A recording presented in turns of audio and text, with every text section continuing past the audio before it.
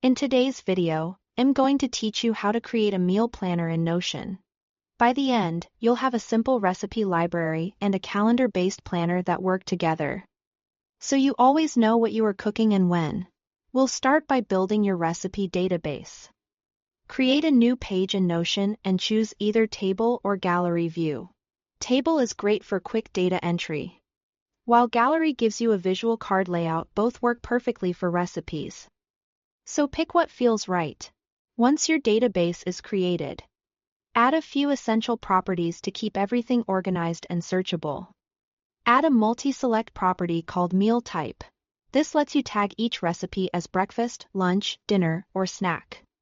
You can add more options later, but keeping these basics helps with planning. Next, add a URL property. This is perfect for linking to the original online recipe, so you can jump back to full instructions with one click.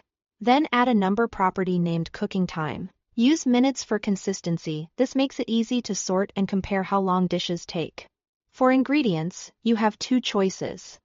If you already maintain an ingredients database, add a relation property and link to it, so each recipe can reference specific ingredients. If you don't have one, use a text or multi-select property for a simple list. You can type or tag as you go. Finally, add a tags property. Use this to mark dietary needs like vegan or gluten-free.